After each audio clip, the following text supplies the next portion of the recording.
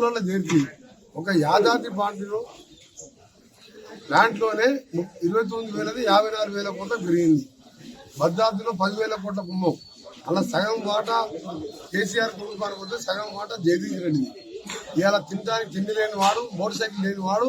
ఇవాళ షాబాద్ మండలంలో 80 ఎకరాల ఆమోదులో 80 ఎకరాలు అంటే 40 కోట్ల ఎకరం వేసుకుంటే 3,000 కోట్ల ఆస్తి.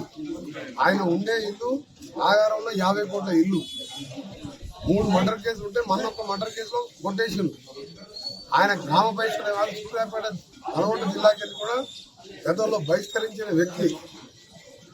ఎన్టీ రామారావు ఉన్నప్పుడు అప్పుడు మొత్తం కూడా మద్యపాన నిషేధం చేస్తే వేరే రాష్ట్రాలకు వెళ్ళి మద్యపానం దొంగతనంగా తీసుకొచ్చి మిర్యాలగూడలో అమ్మితే జైలు పాలైన కేసు ఇప్పటికీ ఎక్సైజ్ పోలీసులు పెండింగ్ ఉంది. అలాంటి సిగ్గులేని క్యారెక్టర్ లేని మనిషి నా మీద మాట్లాడడం నిజంగా చాలా, ఎందుకంటే అలాంటి వ్యక్తులు క్యాబినెట్ లో పెట్టుకుంటే ముఖ్యమంత్రి గారు తప్పు. అందుకని జగదీష్ రెడ్డి చెప్తున్నా, రేపు పొద్దున ఈ ప్రభుత్వానికి రేవంత్ రెడ్డో కోమటిరెడ్డి వెంకరెడ్డో ఏ క్లాస్ ఎమ్మెల్యేగా మారి ప్రభుత్వాన్ని పడగొడతాం అనుకో. మా ప్రభుత్వాన్ని ఎప్పుడు పడిపోదు. నీ 39 మందిలో పార్లమెంట్ ఎలక్షన్ తర్వాత 10 మంది ఎమ్మెల్యేలు కూడా మిగిలారు. 30 మంది ఎంపీలు. ఎందుకంటే మీకు ఒక పార్లమెంట్ సీట్ కూడా వచ్చేది కష్టం. కాబట్టి మీ పార్టీ బాబాబాబుగా కొట్లాటలు నడుస్తున్నాయి. ఓవైపు బిడ్డ సంతోష్ మధ్యలో కొట్లాటలు నడుస్తున్నాయి. ఇన్ని కొట్లాటల మధ్య నీది ఒక రీజనల్ పార్టీ. భారతదేశంలో 137 సంవత్సరాలు ఉన్న చరిత్ర మన కాంగ్రెస్ పార్టీ. ఎవరు ఏం చేసినా ఏం కాదు.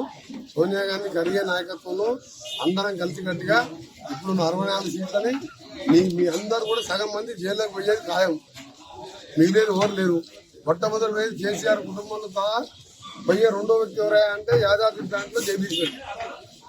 అలాంటి వ్యక్తి నా మీద మాట్లాడడం నిజంగా మన చావు తప్పు కన్ను రోడ్డుపోయినట్టు. నాకు ఒక గంట టైం దొరికి ఒక ప్రచారానికి పోతే 50,000తో ఓడిపోయేవాడు. 3,000తో గెలిచాడు. 3 సార్లు కూడా 3,000, 2,000తో గెలిచాడు. నేను 6 సార్లు ఎన్నికల్లో గెలిచినా తెలంగాణ కోసం మంచి పని వదిలిపెట్టి సిగ్గు లేకుండా మాట్లాడే జగదీష్ రెడ్డి ఆమోదం ఉన్నాడా, కేసీఆర్ ఇంట్లో ఉన్నాడా, పోయి రాత్రి కూడా ఆయన తినడానికి భోజనానికి ఇంకేమైనా ఏర్పాటు కూడా చూసుకో.